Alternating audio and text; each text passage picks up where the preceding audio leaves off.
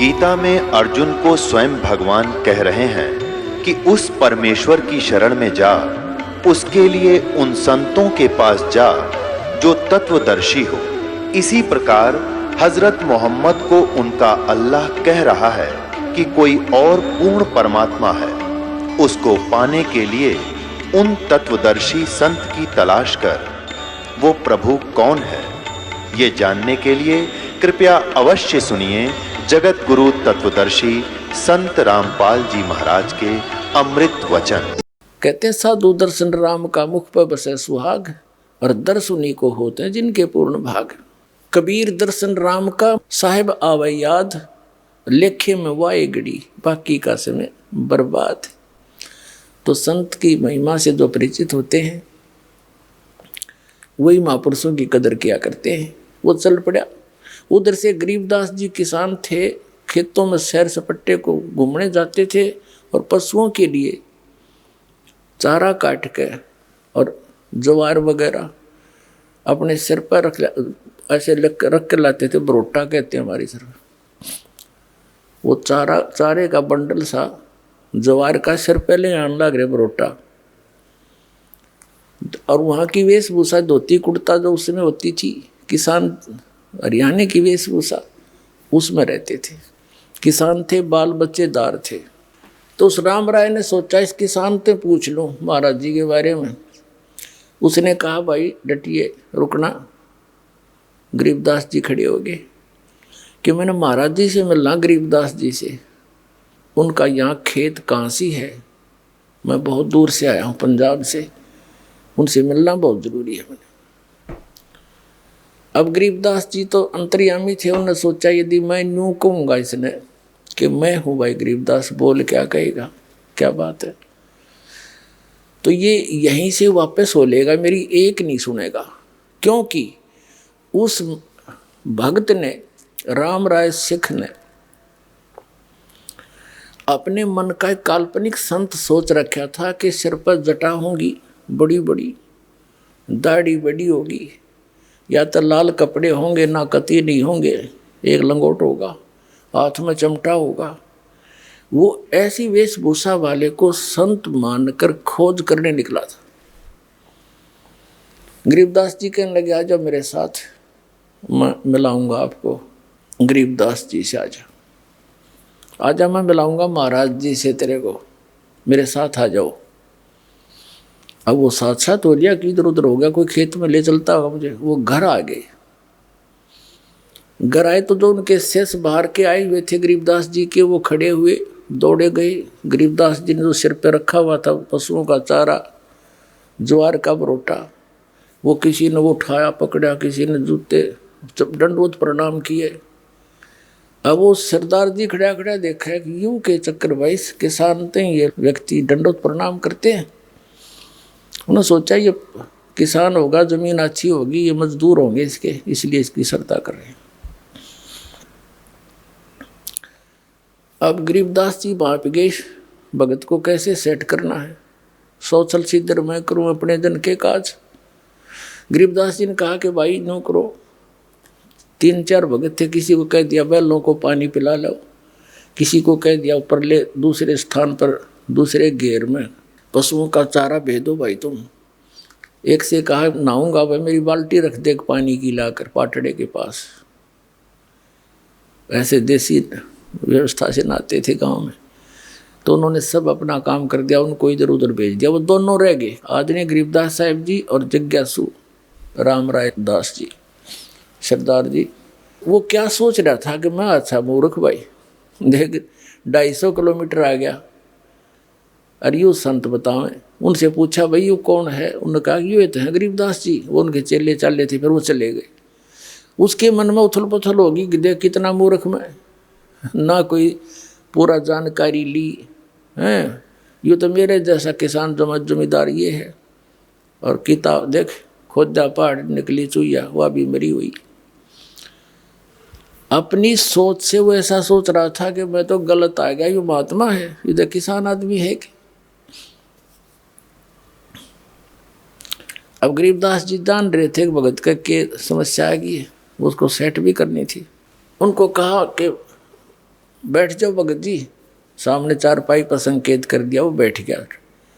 बैठे ही और कह रहा भूखा मेरा रोटी तो खाऊंगा और नहीं तो ये सोच कर बैठ गया। फिर चलेंगे, बात तो बिगड़े गई। अब वो नहा रहे थे, गरीबदास जी स्नान करके, पहले एक धोती होती थी, अब भी है गाँव में, जैसे भगत यहाँ बांधते हैं धोती हमारे हरियाणा के, उसको धोती बोलते हैं।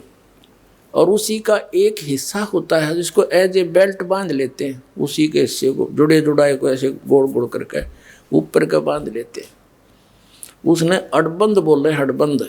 गरीबदास जी जब नहा लिए, धोती लपेट ली, और वो धोती का शेष हिस्सा एज ए बेल्ट बांधना होता है। उससे कहने लगा कि भाई राम राय ये झुमकरा। अब उसने गांव में भी झुमकरा कहा करते, किसको? उस राम राय को, क्योंकि वो ज़्यादा संकी टाइप आदमी था। गांव में भी उसका नाम झुमकरा काट रखा था। और यहाँ भी वो अविश्वास सा करके उथल पुथल हो रहा था, झूम रहा था उसके दिमाग। और उसने गांव में भी झुमकरा कहा करते, और गरीबदास ने भी उसका नाम झुमकरा से संबोधित कर दिया। तो चौकन्ना होया कि भाई इसने मेरा झुमकरा नाम क्यों कर पाया? जैसे एक आदमी के दो दो नाम होया कर गांव में विशेषकर। तो खड़ा हुआ, कहा करे झुमकरा एक बैदरा, मेरे हाथ का चोट लग गई उंगली के वहाँ खेत में, और यूँ काम नहीं करती, मेरे यहाँ गांठ लगा दे, अड़बंद बांध दे, धोती की बेल्ट बांध दे मेरा। वो लगा ऐसे गांठ लगा के। अब जैसे उस धोती के शेष लास्ट वाले सिरे को ऐसे कर लेते हैं, ऐसे ऐसे करके उसको फिर न्यू बांध दिया कर चारों तरफ कर ला के। अब वो न्यू ला कर गांठ लगाना चाहे, शरीर गांठ लगानी होती है, वो गांठ ऐसे शरीर के अंदर से निकला हो गरीबदास जी के, वह धोती, और उस कपड़े का गांठ लग जा। और गरीबदास जी ने ध्यान दूसरी साइड में कर, उसने सोचा तेरा पर उल्टी साइड तो पकड़ा गया, गलत लग गया। उन्होंने फटाफट फिर खोला, दोबारा फिर ऐसे करके गांठ लाई और नो खींचा, फिर उस धोती के लाएगी। तीसरी बार फिर ऐसे ही किया। जब गरीबदास जी ने कहा अरे झुमकरा, मैं तो तेरे जैसा किसान हूँ भाई, ये धोती क्यों ना बनती तेरे थे? न्यू देखा ऊपर ने, भाई मानस तक हो नहीं, सिंपल मैन नहीं है, शरीर दिखर शरीर के वहाँ गए धोती निकलना गरीब अंधा थोड़ा ही हूँ। ऊपर को देखा तो वो राम राय जो है श्री विष्णु जी के पुजारी थे, उनको सुप्रीम पावर मान्या करते थे। अब ऊपर ने देखा तो गरीबदास जी का रूप विष्णु जी का रूप बन गया, शंख चक्र गदा और ऐसे सिर पर मुकुट। और यूं देखा वो, नो देख कर चरणों में पड़ गया, चरणों में गिर गया कि महाराज बख्श दो, मैं तो गलती होगी। फिर एकदम वो उसी रूप में थे, वो तो मालिक यानी परमात्मा कबीर जी सारी लीला कर रहे थे उसके फड़क मिटाने के लिए। गरीबदास जी का रूप ऐसा दिखा दिया जिसके वो पुजारी थे, ताकि सेट होकर सुन लेंगे सारी राम कहानी हमारी। उसने फिर देखा तो फिर एज इट इज, फिर मन बदल गया। अब मेरा कोई भूल भुलैया होगी या मेरी अपनी ही कल्पना होगी। फिर भी कहने का इस चमत्कार को देखकर वो ठगा सा रह गया। उसने वहाँ से जाने की इच्छा व्यक्त नहीं करी। पहले उसको खाना खिलाया कि रोटी खा, फिर बतलावांगे बाद में, भोजन पा छक पहले भगवान का प्रसाद। फिर लगे कथा सुनाने। अब क्या कहने लगे, वो राम राय झुमकरा कहने लगा कि हे भगवान, ये ज्ञान जो आप बता रहे हो कि इन ब्रह्मा विष्णु महेश से भी ऊपर कोई और परम शक्ति है जिसको मैं आंखों देख कर आया हूँ, तो आपकी बात पर अविश्वास नहीं हो सकता। सारा गांव गवाह कि ये तो मर गए थे, वैसे चले गए थे, फिर आए ऐसे बोले। तो गांव वाले भले ही ना मानते थे, पर उस पुण्यात्मा का तो सारी बात जचें थी, क्योंकि आदरणीय नानक साहब जी को परमात्मा ऐसे लेकर गए थे, फिर वापस छोड़ा था। हम सुल्तानी नानक तारे दादू को उपदेश दिया, जात जुलाहा भेद न पाया, वो काशी माहे कबीर हुआ। तब उसने पूछा कि हे भगवान, ये ज्ञान तो आज तक किसी ने नहीं बताया हमारे तई। तब गरीबदास जी कहते हैं तत्व भेद कोई ना कहे रे झूमकरा, ये पैसे ऊपर नाच सुनो राई झूमकरा। कोटों मध्य कोई नहीं रे झूमकरा, अरबों में कोई गर्क सुनो राई झूमकरा। कहते हैं कि ये तत्व भेद कोई ना कहे रे झूमकरा, सब पैसे ऊपर नाच सुनो रे झूमकरा। सब ने अपना दुकान खोल रखी नकली संतों में तो इन ब्राह्मणों ने। और कहते इस तत्व वेद का ज्ञान देने वाला जो मैं बता रहा हूँ, उस तत्व ज्ञान को बताने वाला, कोटों मध्य कोई नहीं रह झूमकरा, यानी करोड़ संतों में नहीं मिलेगा तुझे इसके बताने वाला। अरबों में कोई गर्क सुनो रहा झूमकरा, अरब मनुष्यों में, अरब मार्गदर्शकों में कोई एक मिलेगा तेने। गर्क, गर्क का अर्थ होता है संपूर्ण ज्ञान युक्त, कंप्लीट इन ऑल रिस्पेक्ट, यानी उसको पूर्ण ज्ञान हो परम पुरुष का, और वो पूर्ण कंप्लीट कोर्स हो मोक्ष मार्ग का, सारे मंत्र सही हो जिसके पास, कहता वो अरबों में मिलेगा तुझे वो संत। जैसे गीता जी अध्याय नंबर 7 के श्लोक नंबर 19 का ये भावार्थ समझाने के लिए दास ने ये सारी अमर कथा सुनानी पड़ी महापुरुषों की। उसमें क्या लिखा है कि बहुनाम जन्मानाम अंते ज्ञानवान माम प्रपद्यते, बहुत बहुत जन्मों के किसी अंत के जन्म में ये ज्ञानी ब्रह्म तक की साधना करते मेरी। अब लेकिन वासुदेव सर्वम इति समात्मा सुदुर्लभ है, ये कोड वर्ड है, वो बालका की ये कोई आम कवि की लिखी हुई गीता है, ये कोड वर्ड है। और कोड वर्डों को यानी सांकेतिक शब्दों को टीचर ही समझ सकता है। और ये नकली टीचर थे, इनको समझ में नहीं आया, इनको इनकम्प्लीट कोर्स था इनका। जो ये हमारे धर्म गुरु थे, आचार्य शंकराचार्य, ब्राह्मण मंडलेश्वर जितने भी थे हिंदू धर्म के, इन पुराणों का ज्ञान नहीं। और तक भी गीता को तो समझेंगे कैसे, वो तो सिंपल ज्ञान था, उसमें स्पष्ट लिखा है इनका जन्म मृत्यु होता है, ब्रह्मा विष्णु महेश की माता पिता कौन है, ये आज तक नहीं समझ पाए। तो क्या बताया है कि वासुदेव सर्वमिति स महात्मा सुदुर्लभ है, ये बताने वाला कि वो वासुदेव यानी सर्वशक्तिमान, सब के ऊपर कंट्रोलर, यानी जिसकी सत्ता सबके ऊपर है, वो कुल धनी ही पूजा के योग्य है, वही मोक्षदायक है, वही पाप नाशक है, और वही सारे ब्रह्मांडों का सभी का जनक है, वो सभी आत्माओं का पिता है। केवल उसी की ही भक्ति करनी चाहिए, ये बताने वाला संत महात्मा तो बड़ी मुश्किल से मिलेगा अर्जुन। तो यहाँ गरीबदास जी भी वही कह रहे हैं, कोटों मध्य कोई नहीं रे झूमकरा, अरबों में कोई गर्क सुनो राई झूमकरा, तत्व भेद कोई ना कहे रे झूमकरा, ये पैसे ऊपर नाच सुनो राई झूमकरा। एक समय गांव में एक ब्राह्मण कथा कर रहा था, और उसने 30 दिन के लिए कथा रख दी, 30 दिन कथा करूंगा। अब ठीक है, उद्देश्य क्या था उसका कि रोजाना दक्षिणा के 10-10 रुपये भी आओगे तो 300 रुपये हो जाएंगे। 300 रुपये तो उस टाइम के आज के 30 लाख के बराबर समझ लो। 250 वर्ष पहले 1 रुपये की भैंस आ जाया करती तो 80,000 की आती है, 90,000 की।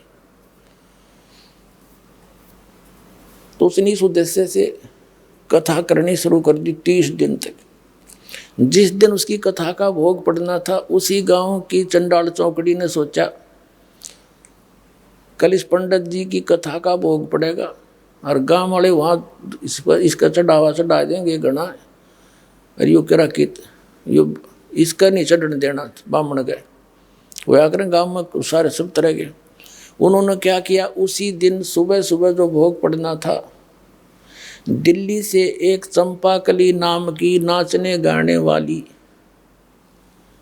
वो व्यवसायिक लड़की ले आए और उनने उसका सांग करा दिया। अब सारा गांव और इधर के उधर के लोग उस पूरा पहुंच गए पंडित जी दौरा, वो घर घर के बैठे जिसका कथा करे था। अब पंडित जी कहता है 30 रुपये 30 दिन में, हर चंपाकली के 2 घंटे में आगे 500 रुपये चांदी के वह लेकर जाती रही। और पंडित जी ने पता लगा उसका तो सारा खून जल गया, उठ कर चाल पड़ा, वो गाल का 30 रुपये गोज में जेब में। अब वो चला जा रहा था, उसको पता था कि यहाँ एक गरीबदास नाम के संत हैं, वो उसके रास्ते में आवा था, घर जाने के रास्ते में छुटानी गांव पड़े था। उन्होंने सोचा चल महाराज जी दौरे बैठा थोड़ी बहुत बतलावांगे, देखी किसी दुनिया होगी, वो नो बतान गया था।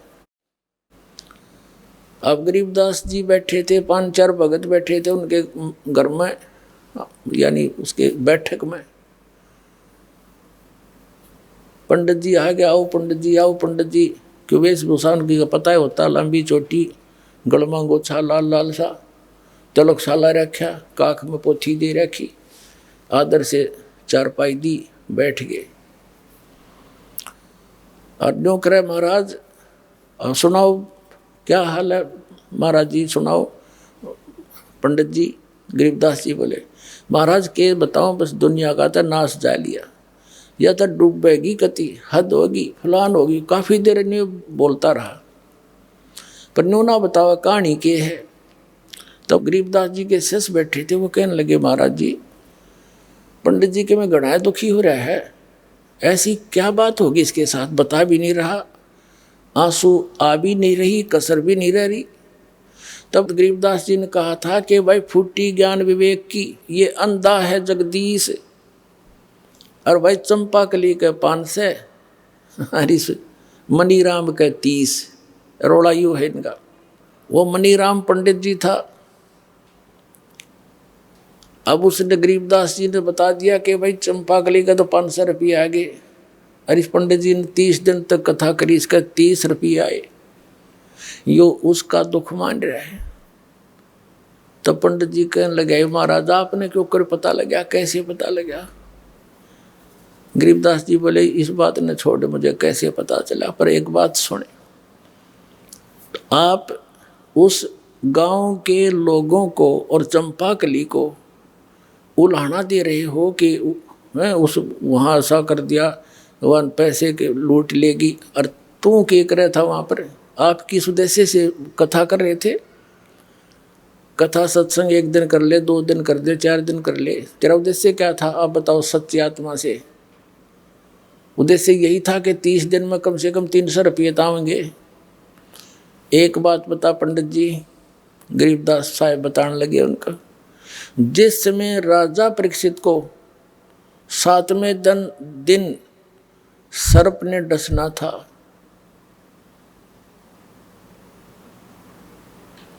उसको कथा सुनानी थी, उसके लिए कथा करनी थी श्रीमद् भागवत की, जो 30 दिन करके आया तू। और इस कथा के राइटर व्यास जी भी उपलब्ध वहीं थे, और साथ में और भी ऋषि महर्षि जितने थे सब उपस्थित थे। एक मीटिंग हुई थी कि भी इनको वो श्रीमद् भागवत सुधा सागर की 7 दिन तक कथा सुनाई जाए, ताकि इसका मन संसार से हटकर भगवान में जुड़ जा। 7वें दिन इसको मरना तो है। तो ऐसी स्थिति में इंसान ध्यान से सुना करे सारी राम कहानी को। अब उस समय 7वें दिन परिणाम आना था कि कथा कोई वो करे जो अधिकारी हो। अनधिकारी ने कथा की तो इसको कोई लाभ नहीं होगा, इसका जीवन नाश हो जाएगा। तो उस समय किसी ऋषि ब्राह्मण ने हिम्मत नहीं करी वह कथा सुनाने की, इस पृथ्वी के ऊपर जितने भी थे, क्योंकि 7वें दिन परिणाम आना था, उनकी पोल खुलनी थी। ये किसी कथावाचक हैं, तब कहते हैं स्वर्ग से सुखदेव ऋषि को बुलाया गया, जो व्यास का पुत्र था। पांडवों ने उसको प्रार्थना करके नीचे भेजा, और राजा परीक्षित के पुनों से वो विमान में बैठ कर आया।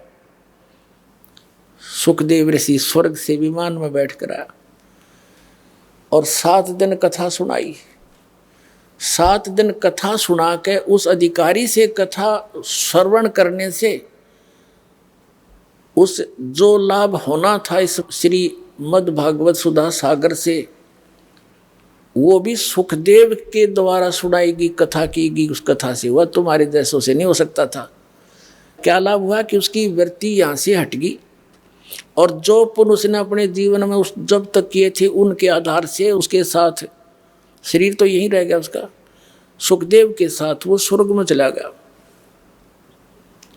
और इतना भी काम तुम कोई वो ऋषि नहीं कर सके, आपके जितने भी ब्राह्मण थे। और तुम इब का आँख में पोती दे के कोई खड़ा हो जाता है, मैं तो कथा कर दूंगा, तुम इनका जीवन नाश कर रहे हो, तुम अधिकारी हो। अब कान पकड़ दिया उस पंडित जी ने, नाक रगड़ दिया परमात्मा के सामने उस चरणों में कि भगवान मेरी आँख खोल दिया आपने, दीक्षा दे दो, मेरा कल्याण कर दो। अब तो कहते हैं 100 छल सिद्धर मैं करूं अपने जन के काज। तब उसको उपदेश दिया, कहा इस गंध न मत खा, छोड़ दे, यह कथा करने पाप का भागी है। अनधिकारी अब कोई झूठे लाइसेंस बनाता है, कोई डुप्लीकेट पासपोर्ट बनाता है झूठे, तो कितना अपराधी है वो। तो इसी प्रकार हमने जाना सतलोक ये नकली सब संत बने बैठे, मैं भी नाम दे दूं, मैं भी नाम दे दूं, मैं भी कथा कर दूं, पाठ कर देता हूं। तो ये टोटली नकली है। इस विश्व में इस दास के अतिरिक्त कोई भी अधिकारी नहीं आज भगवान के ज्ञान बताने का और नाम देने का।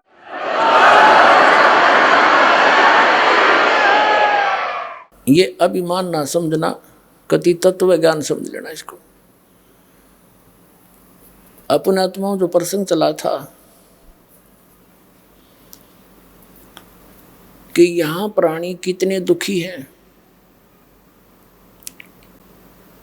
और हम अपने बच्चों को शिक्षा किस लिए देते हैं कि ये पढ़कर शिक्षा की महिमा से परिचित हुए तो आज उस सत्र का लाभ हमारे बच्चे प्राप्त कर रहे हैं। अब ठीक इसी प्रकार जिस समय श्रीमद् भगवत गीता अध्याय नंबर 7 के श्लोक नंबर 29 में क्या कहा है कि अर्जुन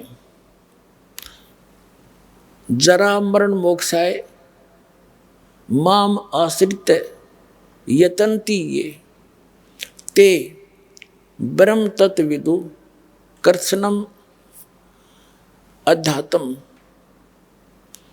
अखिलम च कर्मम। वो क्या कहता है गीता ज्ञानदाता कि मेरे इस ज्ञान का आश्रय करके कि तत्वदर्शी संत की खोज करो और वो तत्वदर्शी संत उस ज्ञान को, उस तत्व ज्ञान को बताएगा जो परमात्मा ने स्वयं आकर वो वाणी बोली है। तो उस तत्वदर्शी संत से मिलने के पश्चात जो जरा और मरण से यानी वृद्ध अवस्था और मृत्यु से छूटने के मोक्ष के लिए यानी इससे बचने के लिए यानी पूर्ण मोक्ष प्राप्ति करने के लिए जो प्रयत्न करते हैं ते ब्रह्म तत्व विदु, वे उस तत्ब्रह्म को और कृष्णम अध्यात्म अखिलम च कर्मम, वो सारे अध्यात्म को और सभी कर्मों से परिचित है। अपने आत्माओं दास आपको वो अमर कथा सुना करके उस सतलोक की यथा सतिथि बता करके और कई महापुरुषों के प्रमाण दे करके ये सिद्ध करना चाहता है कि आपका हृदय यहाँ से हटे। ये लोग ठीक नहीं, यहाँ आप रह नहीं सकते से कितना कोशिश कर लेना। एक व्यक्ति कह रहा था मेरा लड़का बीमार हो गया, 3.5 लाख रुपये लगाए, दोनों गुर्दे खराब हो गए, जान बच गई, खुशी बनाई, विवाह रख दिया। विवाह से 2 दिन पहले बस एक्सीडेंट में मर गया। बता, जिसके लिए सारे पाप कट्ठे कर्म कट्ठे करे थे, धन जोड़ा था, वो धन भी गया और पुत्र भी गया, और आप भी 92 हो गया मरना। तो इसे गंदे लोक में और आप कभी खुश हुए बैठे हो, यहीं पर स्थिर हुए बैठे हो। ये लोक रहने का नहीं है। अब तक ना ज्ञान था, मजबूरी थी, कोई बतानिया नहीं था, बताओ थे नकली थे, सट्टे मारे थे, इनके पास समाधान नहीं था। तो अब आपने कमर कसनी पड़ेगी। ठीक है, जब तक आप यहाँ रहोगे आपके साथ परमात्मा रहेगा, आपका आँच नहीं आने देगा, तो सच्चे दिल से इसकी शरण में रहोगे। तो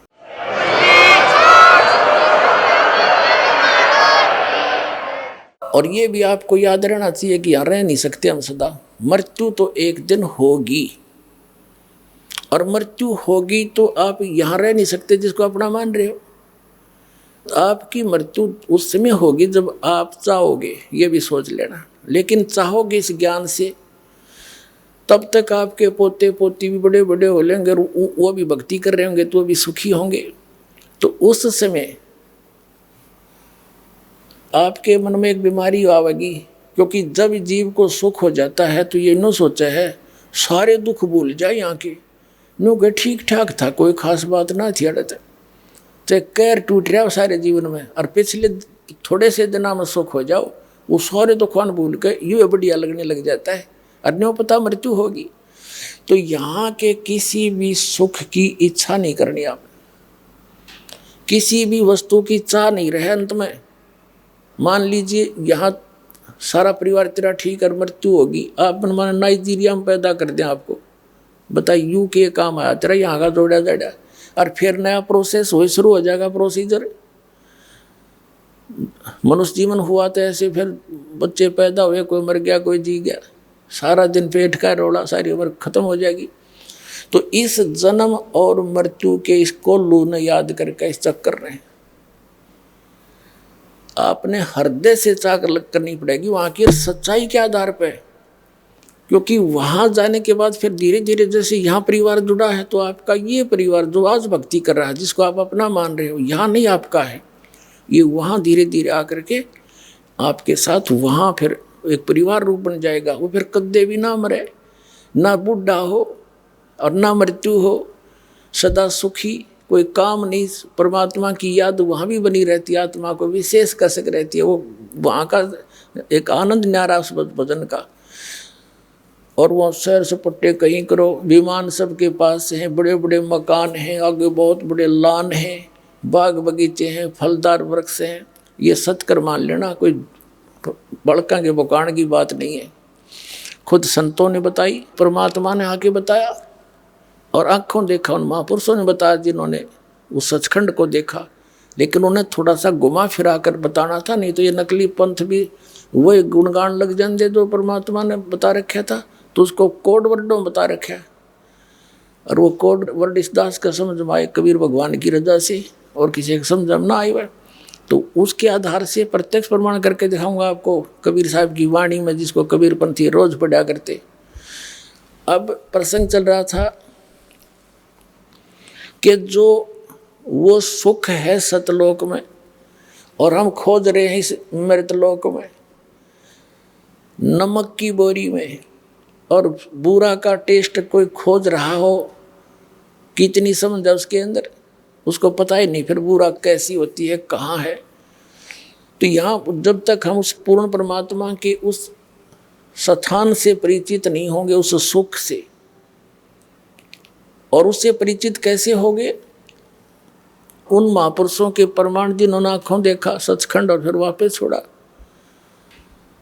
और उनमें से विशेष आदरणीय गरीबदास साहिब जी और आदरणीय धर्मदास साहिब जी को परमात्मा ने ये विशेष ज्ञान दिया था,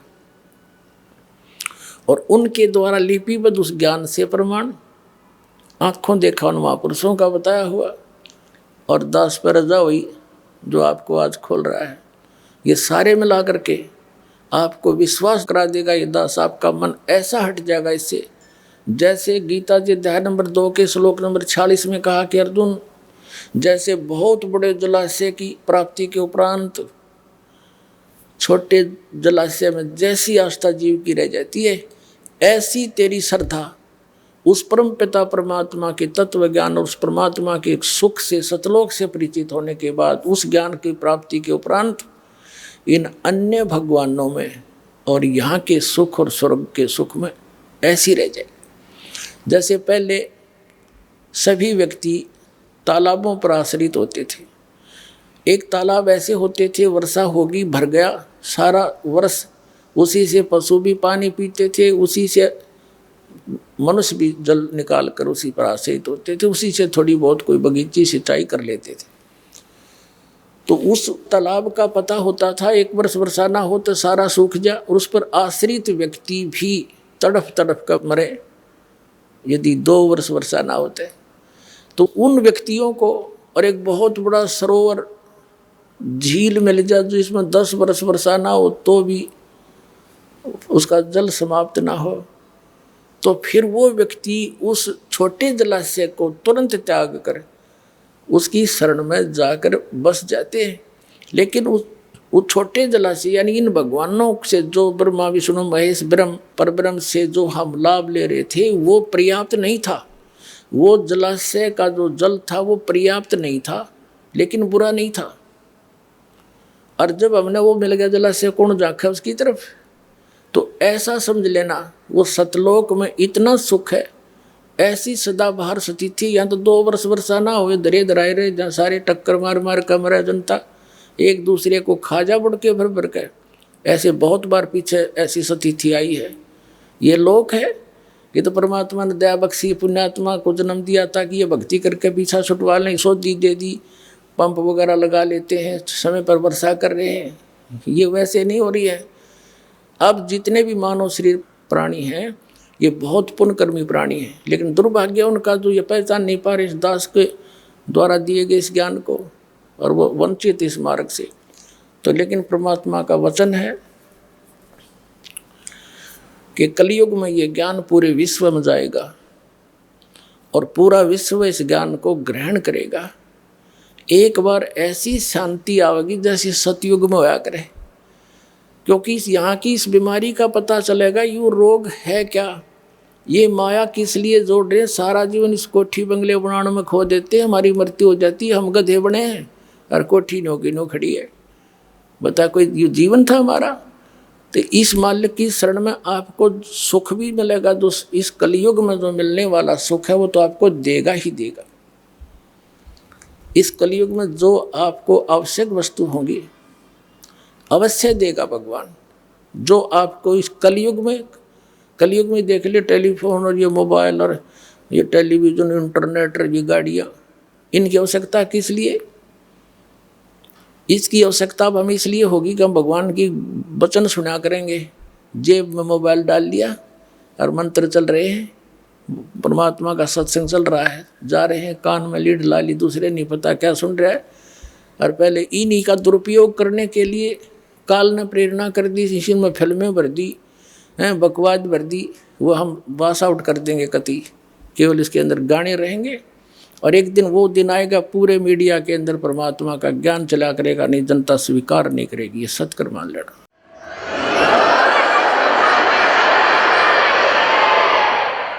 तो पुण्यात्मा इस झूठे सुख को सुख कहे ये मान रहा मनमोद, ये सकल चबीना काल का कुछ मुख में कुछ गोथ। तो परमात्मा कहते हैं मन तू सुख के सागर बसरे, भाई और ना ऐसा ही असरे। चल हंसा सतलोक हमारे, छोड़ो यो संसारा हो।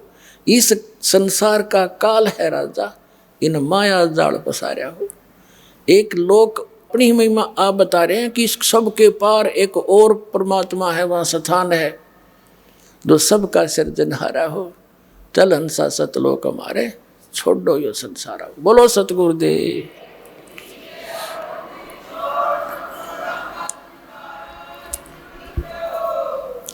ब्रह्म पिता परमात्मा पूर्ण ब्रह्म सर्व सृष्टि रचनार कबीर परमेश्वर जी की असीम कृपा से आप पुण्यात्माएं सत्संग सुनने के लिए उपस्थित हुए। भक्ति मुक्ति के दाता सतगुरु, भटकत प्राण फिरंदा, उस साहिब के हुक्म बिना नहीं तरवर पात हिलंदा। परम पिता परमात्मा कबीर जी ये हम सभी आत्माओं के जनक हैं। और ये हमें संदेश देने के लिए यहाँ आते हैं, ये ज्ञान कराने के लिए इस काल के लोक में सहशरीर आते हैं और सहशरीर चले जाते हैं। हमें याद दिलाते हैं कि आप यहाँ के निवासी नहीं हो, आप यहाँ कितनी यातनाएं सहन कर रहे हो, ये स्थान स्थायी नहीं है।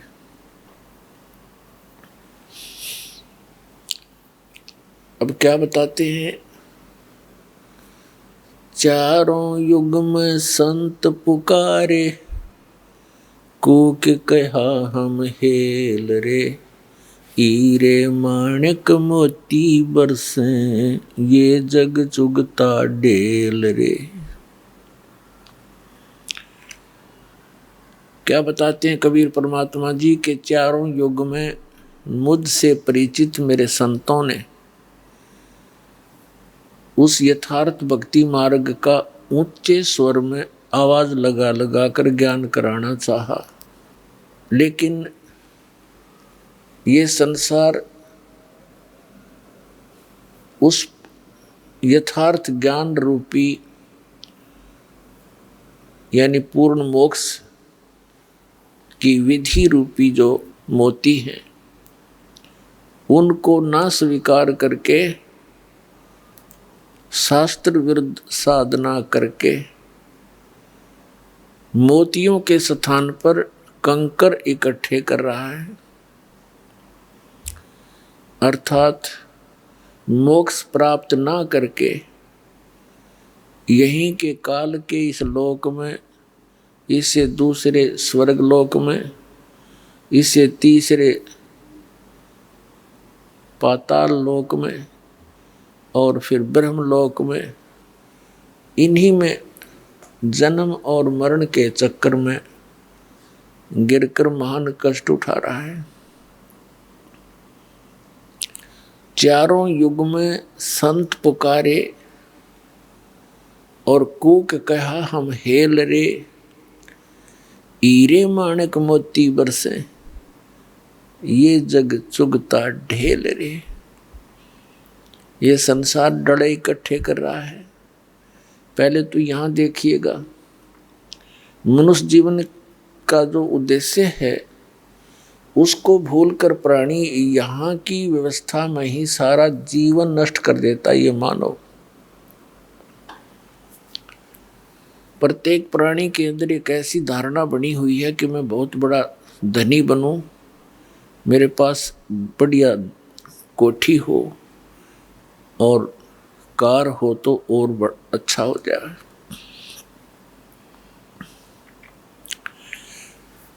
और शानो शौकत बनाने के लिए यहाँ की झूठी इस महिमा के अंदर अपना सारा जीवन नष्ट करके और खाली हाथ चला जाता है। अब परमात्मा आकर याद दिलाते हैं कबीर भगवान जी, इस झूठे सुख को सुख कहे ये मान रया मन मोद, ये सकल चबीना काल का कुछ मुख में कुछ गोद। अब क्या बताते हैं परमात्मा कि आप जी यहाँ काल प्रेरणा से परमात्मा से किन वस्तुओं की डिमांड करने आते हो? निसंतान संतान चाहता है, निर्धन धन की आशा लेकर ही आता है, रोगी अपना रोग नाश ही उद्देश्य लेकर आता है।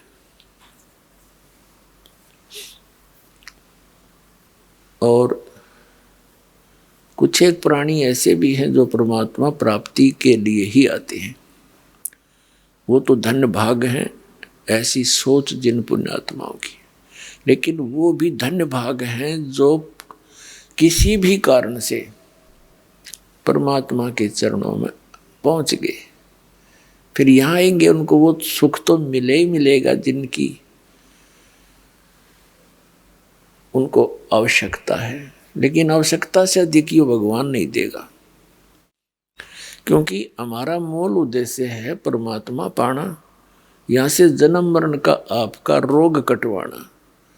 और यहाँ जब तक आप रहो आपको वो सुविधाएं मिले जो आपके लिए अनिवार्य है। अननेसेसरी डिमांड आप करोगे भगवान नहीं देगा आपको। आपकी आवश्यकता से कितनी ही बड़ी हो और परमात्मा उसको समझे कि आवश्यक है, तो वो आपकी अवश्य पूर्ण होगी, रोग नाश भी होगा। और कोई आर्थ आया है या किसी अन्य आवश्यकता है, उसको वो अवश्य आपका पूर्ण होगा, क्योंकि ये परमात्मा सुखदायी है, आपको सुख देगा, आपको धन भी देगा। इसको मालूम है कि जब तक इस मन की तृप्ति नहीं की जाएगी थोड़ी बहुत, यो भक्ति करण नहीं दे मेरी आत्मा को, तो पहले इसको संतुष्ट करेंगे दाता और फिर ज्ञान देंगे आत्मा को, फिर ज्ञान हो जाएगा। फिर ये मन की सारी नहीं मानेगी। इस मन को कैसे कंट्रोल करेंगे दाता? ये तब भक्ति करने देगा। एक व्यक्ति के ओठ पर चोट लगेगी, ओठ पे, तो उसको किसी ने बताया कि भाई कोई कहे कुछ बांध दो, कोई कहे देसी, पहले गांव में ऐसा ही व्यवस्था होती। एक ने कहा कि इसके हलवा बना के बांध दो देसी घी का। तो जिसका चोट लग रही थी वो कहने लगा भाई यूं ठीक कर रहे हैं, तो उसको हलवा बना दिया। अच्छा, थोड़ा सा बनाया, औषधि टाइप, इसको उठ कर लगा देंगे, बांध देंगे, यहाँ पर चिपका देंगे। वो हलवा रखे ओठ पे और वो तो खा जाए, उसको स्वादिष्ट लगे। वो जब भी ओठ पर धरती अंदर ले जाए उसने, फिर कहने लगे, उन्हें विचार किया भाई जब तक यू छक नहीं लेगा इतना ओठ पर टेकन नहीं दे इसने, पहले इसने छकाओ। तो पहले तो छकाया, और छकने के बाद हलवा फिर एक कण भी नहीं खा सकता आदमी, इसकी यह भी खासियत है। तब उसने ओठ पर टेकन दिया हो। तो पहले तो परमात्मा इस मन की फड़क निकाल लेगा।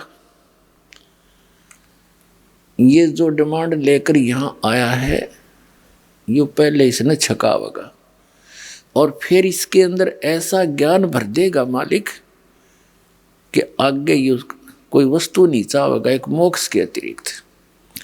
आप यहाँ आते हो, देखो जब तक आपको कोई परेशानी है और उसमें राहत नहीं मिलेगी तो आप भक्ति सुन भी नहीं सकते, ज्ञान भी नहीं सुन सकते, करना तो बहुत दूर की बात है। तो दयालु परमात्मा है। यदि आपका निश्चय पूरा होगा, पूरे विश्वास के साथ परमात्मा में आप लगन लगाओगे, ये जाप मंत्र जो बताए जाते हैं ये करोगे, तो ये तो मामूली सी बात है उस मालिक के लिए, ये तो कुछ भी नहीं जो डिमांड आप लेकर आते हो। फिर यहाँ ज्ञान कराया जाएगा आपको। परमात्मा बताते हैं, क्या मांगू कुछ थिर न रहाई, देखत नैन चला जग जाई। 1 लख पूत 1.25 लाख नाती, उस रावण के दीवान बाती। आवत संग ना जात संगाती, क्या भया दर बांधे आथी। कहे कबीर अंत की बारी, जैसे हाथ जाड़ कर चला जुआरी। अब परमात्मा कहते हैं, यहाँ क्या वस्तु मांगोगे तुम भगवान से, और कोई भी टिकाऊ नहीं। क्या मांगो कुछ थिर ना रहाई, और देखत नैन चला जग जाई। आंखों के सामने रोज पता नहीं कितने व्यक्ति जा रहे हैं। 1 लख पूत 1.25 लाख नाती। रावण के 1 लाख पुत्र थे, और वो भी सर्वनाश को प्राप्त हुए, सारे मर गए युद्ध में। और फिर उस रावण के घर में कोई दीपक जलाने वाला शेष नहीं बचा। तो क्या मांगा यहाँ पर? एक व्यक्ति, हम सत्संग कर रहे थे गांव में, उनका कोई रिलेटिव आ गया, वो छोटे से बच्चे को साथ लिए हुए था। तो सत्संग सुनकर उसकी आंखों में आंसू आ गए। कहने लगे जी सारी साची है, पर यह सच्चे उस टाइम है जब स्वयं बीत ले है। मेरे 4 पुत्र थे और चारों का विवाह हो गया 2 या 3 वर्ष के अंदर अंदर, और कुछ एक आधा व्यवसाय कर रहा था, 1-2 नौकरी कर रहा था। संतान अभी तक हुई नहीं थी, चारों की मृत्यु होगी 1 साल के अंदर अंदर। 2 तो इकट्ठे एक्सीडेंट में मारे गए और 2 बीमार होकर, एक को सर्प डस गया, खेत में सोया था कोठे पे ट्यूबवेल पे, और एक बीमार होकर मर गया। वो पत्नियां भी गई उसकी, उनकी। छोटे से बालक ने ले रहा, ने बोला 2 गोद ले रखा, इस पर टाइम पास करूंगा। बताओ यहाँ कोई जीवन है? पर हमें कोई विकल्प नहीं पता था, और अब ये विकल्प आपको पता लग गया, इसका अल्टरनेट मिल गया। और अब भी कोई यहीं इसी गंदे लोक में व्यवस्थित रहना चाहता है तो फिर वो परमात्मा का प्यारा नहीं है, उसको भगवान की चाह नहीं है। ठीक है, जब तक आप यहाँ रहोगे, ये परमात्मा के बच्चे हैं, उसी के प्राणी हैं, चाहे परिवार में हैं या आपके पड़ोस में हैं, सबको भगवान के बच्चे, और यहाँ सब दुखी हैं। इस दृष्टिकोण से प्रत्येक के साथ हमदर्दी होना रखना हमारा भगत का परम कर्तव्य है। तो फिर हमने यहाँ क्या बताते हैं परमात्मा? अब क्या बताते हैं कि आवत संग ना जात संगाती। जब हम आए तब हमारे साथ कोई नहीं था, अकेले माँ के पेट में 9 महीने दुख पाए, और जाएंगे जब हमारे साथ कोई नहीं जाएगा। तो हम किस वस्तु को और किस व्यक्ति विशेष को अपना मानने बैठे हैं? तो यह भूल मिटानी पड़ेगी। फिर करना क्या है? हमने ऐसे समझना जैसे हम एक यात्री हैं और किसी रेल के कंपार्टमेंट में बैठे हैं, उसमें वृद्ध भी होते हैं, बहन बेटियां भी होती हैं, और भी अन्य बालक बच्चे भी होते हैं। तो किसी को कोई तकलीफ है तो उसकी मदद करना प्रत्येक यात्री अपना कर्तव्य समझता है, हमदर्दी दिखाता है। 2 नेक व्यक्ति होते हैं, और फिर जिसका जहाँ जहाँ भी स्टेशन आता जाता है वहीं उतरते चले जाते हैं। फिर उसके बाद उनसे कोई लिंक नहीं, उनका कोई उसकी याद भी नहीं। लेकिन जब तक उसमें हैं वो बड़े हमदर्दी से रहते हैं, अपने से बनकर। तो हमने ये समझकर इस संसार में रहना। जो भी आपका परिवार है, ये आप एक कंपार्टमेंट में, एक डिब्बे में बैठे हैं, और जिसका जब समय आ जाएगा वहीं उतर जाएगा वो। तो इसके लिए आपको ज्ञान की आवश्यकता है, और साथ में इस भक्ति भजन की आवश्यकता है। फिर आपके अंदर ये ज्ञान समावेगा जो दास आपको बता रहा है। अन्यथा ये ज्ञान हमने 100 बार सुन दिया, काना पे घटाड़ दे, जाकर फिर वही एज इट इज ही हमारी व्यवस्था बनी रहती है। तो इस ज्ञान से और इस भगवान की भक्ति से आत्मा में दृढ़ता आती है। तो क्या बताते हैं परमात्मा कि क्या मांगो कुछ स्थिर न रहाई, देखत नैन चला जग जाई, 1 लाख पूत 1.25 लाख नाती, और उस रावण के आज दीवा नभाती है। फिर क्या बताते हैं? आवत संग ना जात संगाती, क्या भया दर बांधे हाथी।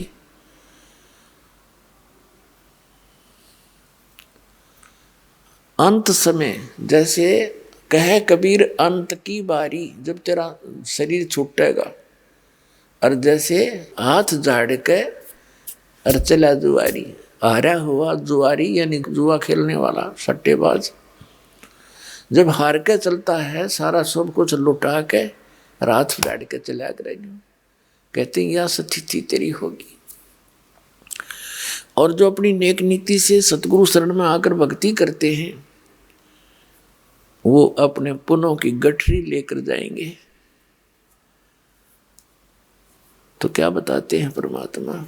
परमात्मा प्राप्ति के लिए अर्थात सतलोक जाने के लिए, जन्म और मृत्यु का रोग कटाने के लिए हमें सबसे पहले गुरु की आवश्यकता होती है। और गुरु कैसा हो, उसके लक्षण क्या हैं, सतगुरु कैसा हो, तो वो गुरु वो होता है, कहते हैं सतगुरु के लक्षण कहूं, मधुरे बैन विनोद, 4 वेद 6 शास्त्र वो कहे 18 बोध।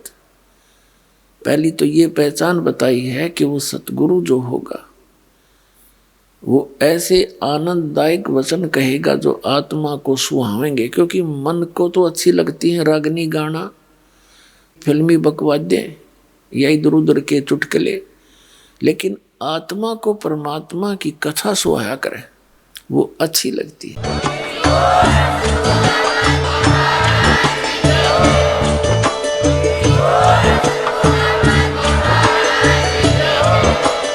आप सुन रहे थे जगत गुरु तत्वदर्शी संत रामपाल जी महाराज जी के मंगल प्रवचन। अधिक जानकारी के लिए विजिट कीजिए हमारी वेबसाइट www.jagatgururampalji.org। संत रामपाल जी महाराज जी के शुभ आशीर्वाद से पूरे विश्व भर में 500 से भी ज्यादा नाम दीक्षा केंद्र हैं, जिन पर संत रामपाल जी महाराज जी द्वारा ऑनलाइन निशुल्क नाम दीक्षा दी जा रही है। अपने नजदीकी नाम दीक्षा केंद्र का पता करने के लिए संपर्क करें 8222880541।